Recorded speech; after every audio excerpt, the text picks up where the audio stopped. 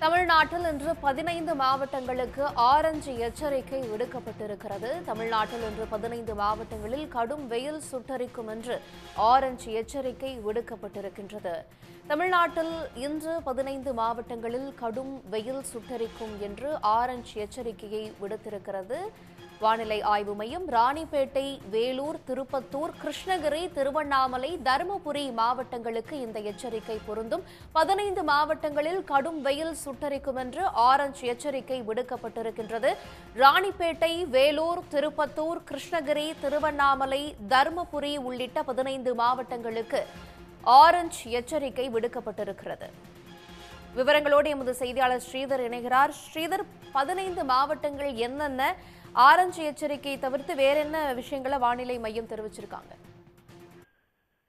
நிச்சயமாக முதற்கட்டமாக தற்போது கோடை வெயில் சுட்டெரித்து வரக்கூடிய சூழலில் இன்றும் தமிழ்நாட்டில் வெப்ப அலைக்கான வாய்ப்பு இருப்பதாகவும், குறிப்பாக 15 மாவட்டங்களுக்கு ஆரஞ்சு எச்சரிக்கையை இந்திய வானிலை ஆய்வு மையம் கொடுத்திருக்கிறது.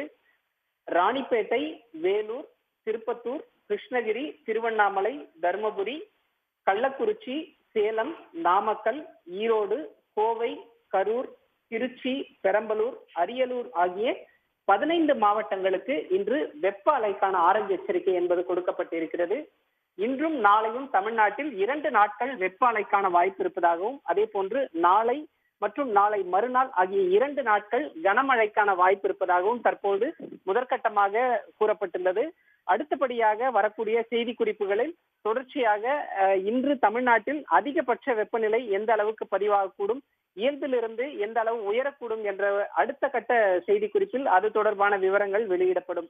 தற்போது வரை குறிப்பிட்டுள்ள செய்தி குறிப்பில் 15 மாவட்டங்களுக்கு அதிகபட்ச வெப்ப அலை ஏற்படுவதற்கான ஆரஞ்சு எச்சரிக்கை என்பது கொடுக்கப்பட்டிருக்கிறது. தமிழ்நாட்டில் அதிகபட்சமாக 43 டிகிரி செல்சியஸ் வரை இது பதிவாகலாம் என்ற ஒரு கருத்து உள்ளது. உடனுக்குடன் செய்திகளை தெரிந்து கொள்ள சன் நியூஸ் பெல் ஐகானை கிளிக் பண்ணுங்க.